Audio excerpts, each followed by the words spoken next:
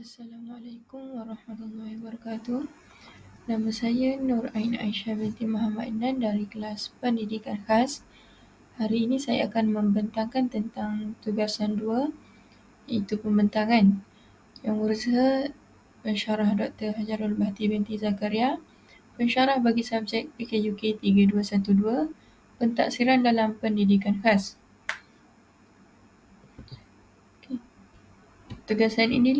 Tugasan ini adalah berkenaan pentaksiran berterusan. Tugasan 2, soalannya adalah pembentangan. Berdasarkan tugasan 1, pelajar dikehendaki membentangkan pelaksanaan pentaksiran, isu dan cabarannya terhadap kategori MBBK yang dipilih. Jadi tugasan 2 ini adalah berdasarkan tugasan 1.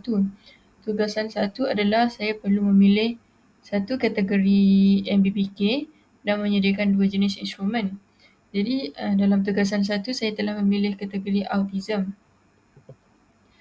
Sebelum itu, kita akan melihat terlebih dahulu mengenai definisi pentaksiran. Apa itu pentaksiran?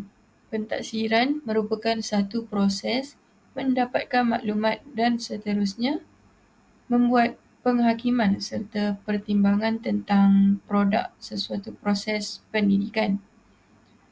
Pentaksiran juga merupakan satu proses untuk mendapatkan gambaran tentang prestasi pembelajaran seseorang pelajar dalam sesuatu subjek atau aktiviti pembelajaran. Aktiviti pentaksiran ini dijalankan secara berterusan. Jadi dapat kita simpulkan bahawa pentaksiran ini adalah merupakan proses pengumpulan data bagi mengenal pasti dan mengesan masalah yang dihadapi oleh pelajar supaya untuk membuat keputusan yang berkesan. Jadi cikgu tu perlu mengenal pasti, perlu menilai murid tersebut dari segi tingkah laku, kognitif, pembelajarannya, dari segi percakapan mereka dan melakukan intervensi untuk menghadapi masalah tersebut.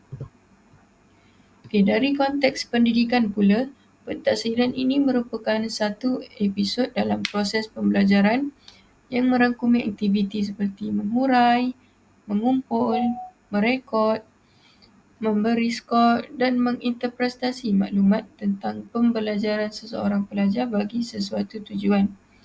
Jadi dalam pentaksiran ini juga, guru dapat menilai murid tersebut melalui penguraian mereka, mengumpul, merekod.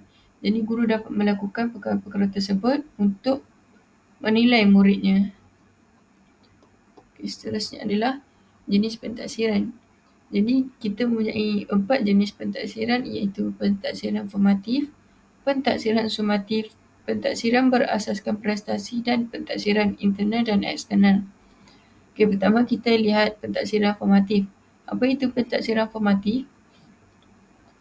Pentaksiran formatif merupakan pentaksiran yang sistematik yang dijalankan secara berterusan semasa aktiviti pengajaran dan pembelajaran.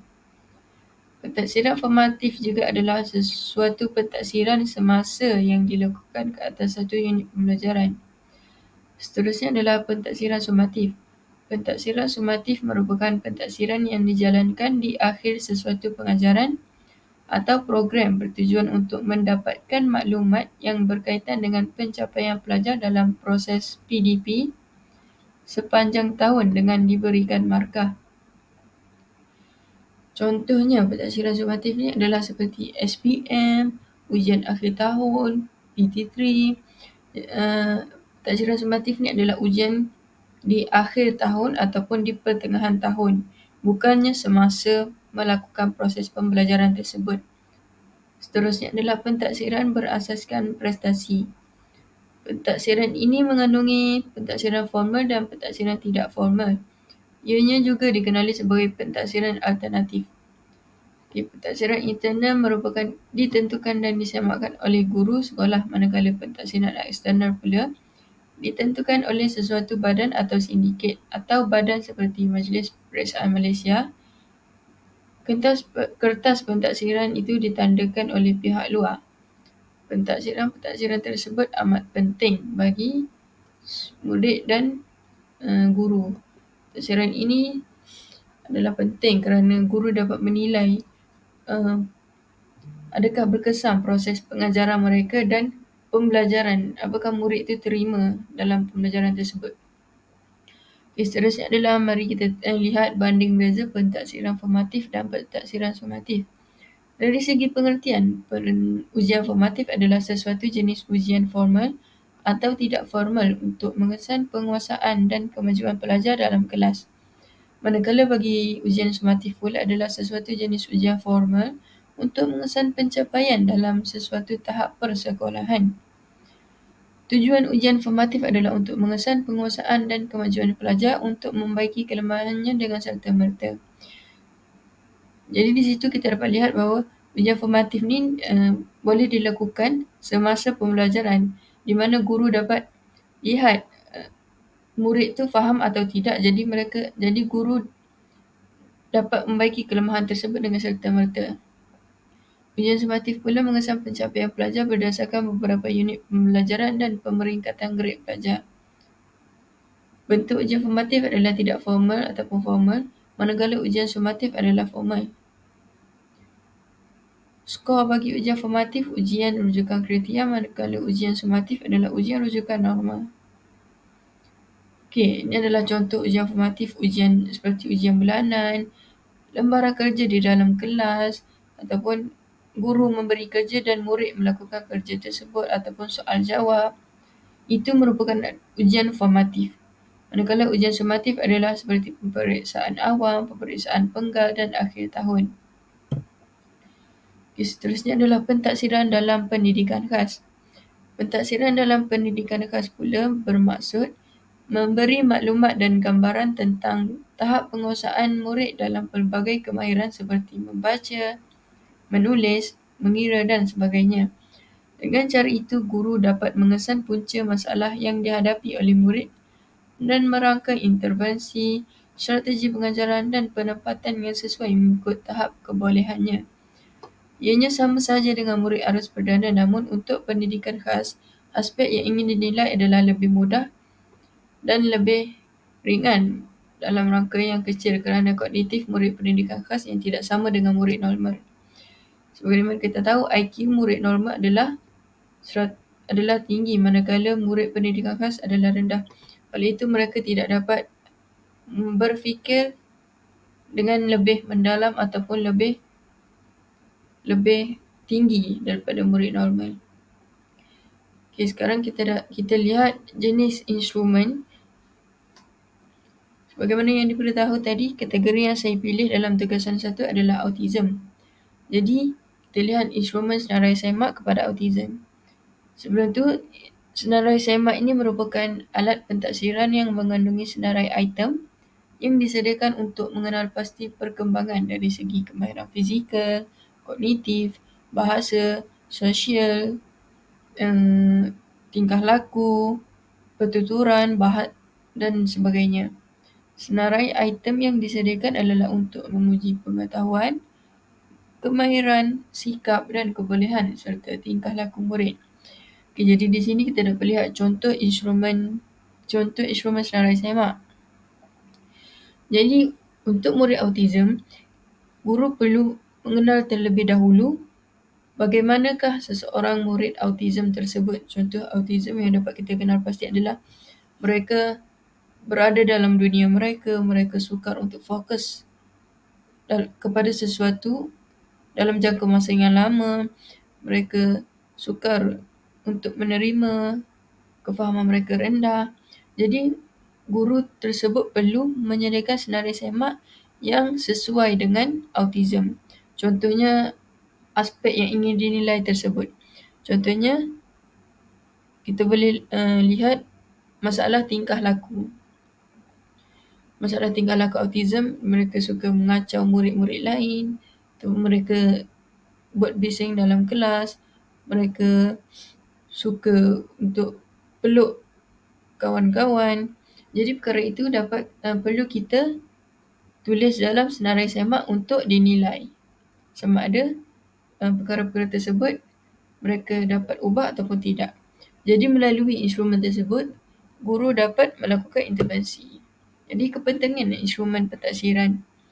Ianya dapat memberi peringatan dan semakan ke atas tindakan yang ingin dinilai.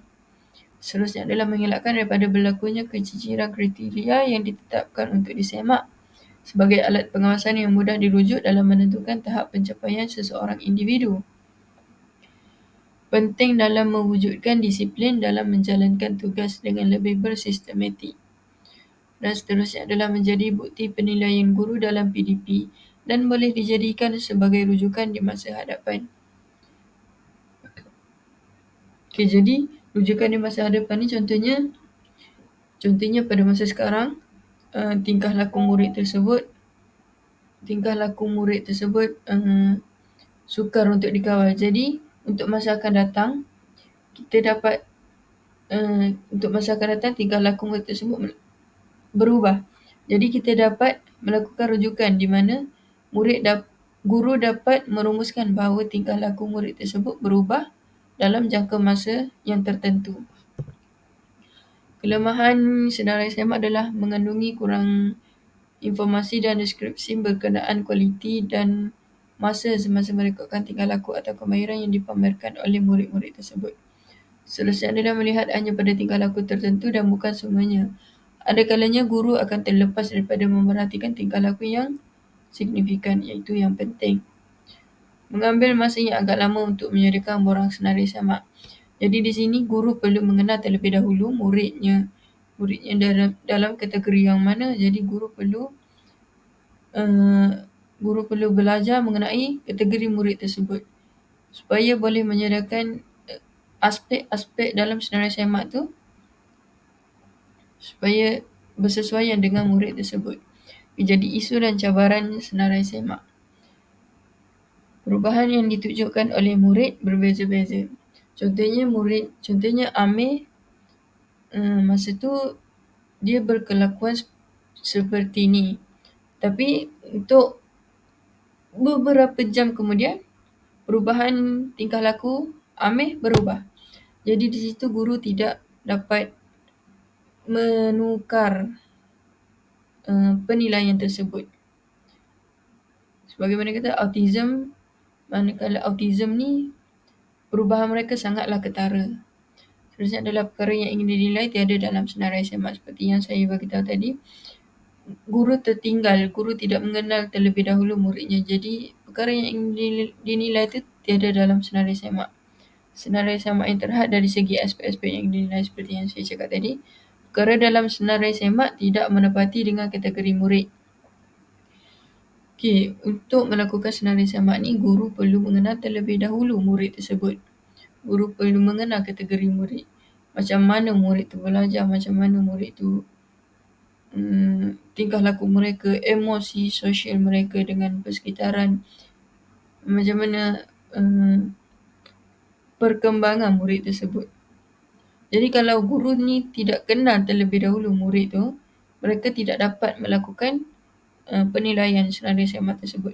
Seterusnya adalah guru tidak melakukan pemerhatian dengan teliti terhadap murid. Jadi di sini guru tidak melakukan pemerhatian dengan teliti. Guru lihat murid tersebut dan guru terus tanda. Guru tidak mengambil pemerhatian mungkin dalam jangka masa yang beberapa minit. Seterusnya adalah perlakuan murid di rumah dan di sekolah adalah berbeza. Contohnya murid ni di sekolah dia suka seseorang guru ni, jadi dia berkelakuan baik.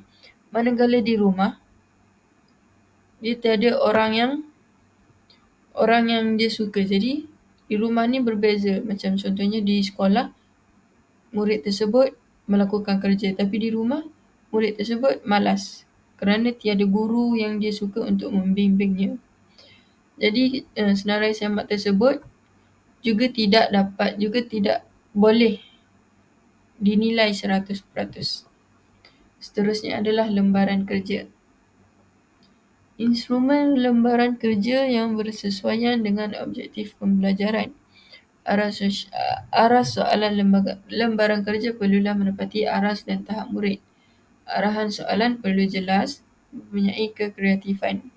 Lembaran kerja ni adalah contoh sebagai latihan ataupun soalan soalan dalam bentuk kertas. Ini adalah contoh lembaran kerja bagi murid autism. Autism ni IQ dia rendah, jadi lembaran kerja tersebut perlulah bersesuaian. Perlulah yang mudah-mudah sahaja. Seterusnya, kelebihan lembaran kerja. Ianya mudah digumal dan menjibatkan masa. Sesuai dalam pelbagai mata pelajaran, sesuai digunakan untuk aras tinggi maupun rendah. Boleh menguji kebolehan menyusun, menganalisa dan mengintegrasi idea. Dan murid boleh mengelolakan pengetahuan, mengemukakan pendapat dan sikap dan boleh membuktikan inisiatif, daya cipta atau keaslian.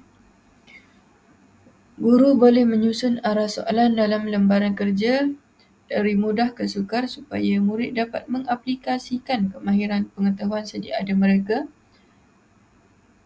dan ianya dapat memudahkan penilaian guru terhadap perubahan kemahiran kognitif murid.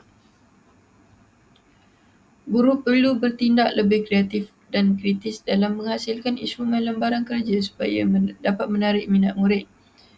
Memandangkan murid pada zaman kini lebih tertarik kepada teknologi yang canggih, maka guru perlu memasukkan juga penggunaan teknologi dalam menyiapkan tugasan lembaran kerja untuk membolehkan murid berinteraksi dengan bahan pembelajaran. Jadi lembaran kerja ni perlulah menarik. Contohnya bagi murid autism, perlulah mempunyai warna-warni, gambar-gambar yang besar, tulisan yang jelas supaya mereka dapat faham, mereka dapat baca dengan lebih jelas apa kehendak soalan tersebut. Kalaulah lembaran kerja tu gambarnya kecil, tulisannya panjang-panjang dan tidak jelas, autism ni disukar untuk memahami, kognitifnya rendah. Jadi murid tersebut tidak akan melakukan kerja tersebut. Jadi sebagai seorang guru, kita perlu kreatif dalam menyediakan lembaran kerja supaya murid tersebut menarik untuk melakukan kerja. Namun kelemahan lembaran kerja adalah bidang yang hendak diuji terbatas, kurang sesuai digunakan untuk menguji pencapaian murid dalam sesuatu topik. Kurang sesuai kepada pelajar yang kurang mahir dalam penggunaan bahasa, mempunyai kebolehpercayaan atau kesahan yang rendah, pemeriksaan kertas jawapan mengambil masa yang panjang, mempunyai keobjektifan dan kemudahtafsiran yang rendah.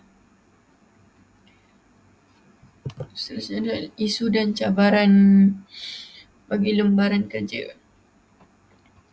Murid tidak ingin melakukan kerja tersebut.